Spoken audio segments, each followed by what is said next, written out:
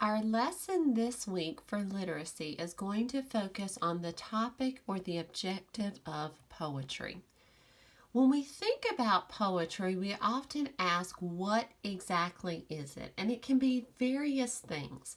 It can be about anything. So in other words, you can choose any topic. It could be about animals or feelings or things you like or things you don't like. It also breaks rules, and what that means is that poems are not always complete sentences. Sometimes they are simply words instead. Often our poems do focus on our five senses, so you may see words that tell how something looks, how something feels, how it sounds, how it smells, or even how it may taste. Many poems can, in fact, rhyme. So you might see rhyming words in there, such as cat, rat, and hat, as shown here in this poster.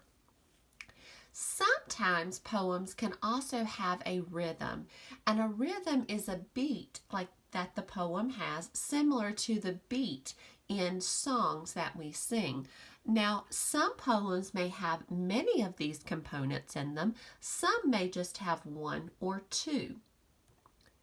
So let's talk a little bit about something called an acrostic poem. An acrostic poem is a poem that goes down. So as you can see, I took the word acrostic and I made it go down. And beside the letter, it is going to usually state a fact about whatever your poem is about.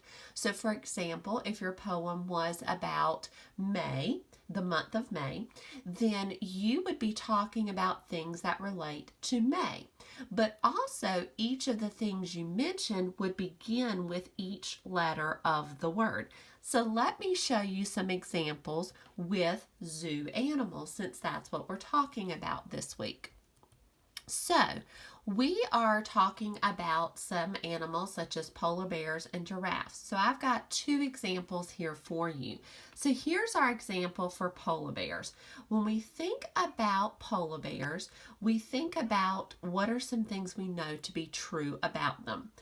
And we also think about the letters that spell polar bear. So here we've taken the word polar, P-O-L-A-R, and those are going down on the left side of the page, and out beside them going to the right are going to be facts about polar bears that begin with each of the letters. This is similar to when we do Write the Room, where you're given a letter and you go around the classroom and you find a word that starts with that letter. Similar concept, except here they're saying facts about a polar bear. So for example, for P, we have pouncing on prey for her young. Pouncing begins with P, and it tells us the fact that polar bears pounce on their prey for young. We have O, out in the cold she stays. L, legs as big as tree trunks. A, ascending through the Arctic. And R, running through Wonderland. So these are all facts about polar bears. They do live in the cold. They do have legs as big as tree trunks. They do live in the Arctic. And they all start with the letters of polar. Now we can also take a look at the word giraffes. So here we see each letter of giraffes, G-I-R-A-F-F-E-S, and it tells a fact about giraffes that begins with the letter. So for G, we have giraffe necks are long. I, incredible stretching to the moon. R, reach out and touch its spots. A, and feed it some lettuce too. F, feel its gentle spirit. Another F, forever touching the heart. E, each giraffe is amazing. And S, spectacular work of art. So we can see it tells us about a giraffe, and each of those facts begin with the letter. So let's do an example together, and let's think about spring. So what I've done here is I've taken the word spring, and I have it going down the page, which is what all acoustic poems have. So here are the letters, S-P-R-I-N-G. And then I began thinking about what are some things we see in spring that would start with these letters. So for S, I thought about the fact that usually in spring we do have some sunny days. So I was like, well, sunny days starts with that. So here we have sunny days are frequent, meaning they happen a lot. Then I thought about the letter P. What are some things we see in spring? Well, there's pretty flowers. So pretty flowers begin to bloom. Then I moved on to R. I was thinking, what are some things we see in spring that start with R? And I was thinking, oh, rain. So rainy days occur. Another fact of spring. Then that led us to the letter I. And when I was thinking about this, I was like, well, we have insects that begin to appear. Insect starts with an I. So for I put insects begin to appear. Then that took us to N. I see nest in spring, so nests are built by birds. And finally, we have G for grass. Grass turned green again.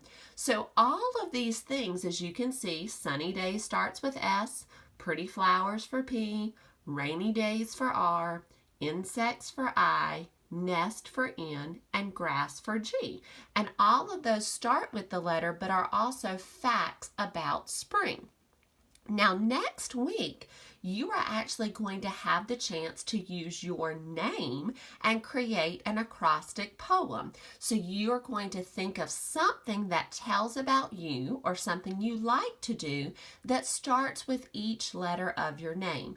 It can be simply a word or it can be a statement. So let me give you an example using my name. So what I've done here is I've spelled Spencer on the side, so S-P-E-N-C-E-R. And then I had to think about things that describe myself or things I enjoy doing. You'll notice some are a word and some are a phrase or a statement. So for S, I put smiles. For P, I put prefers to visit the mountains, because if I had a choice, I'd like to go to the mountains. Eager to help others. Nice. Cares for others. Enjoys creating and making things. And really loves teaching. So, as you can see, next week you're going to have a chance to make a poem yourself. So think about your name. And I want you to think about ways in which you can describe yourself. You may want to describe with a word, or you might want to write a few words. So I hope that this video will help you in working on that activity. So thanks for tuning in, and we'll see you next week. Bye.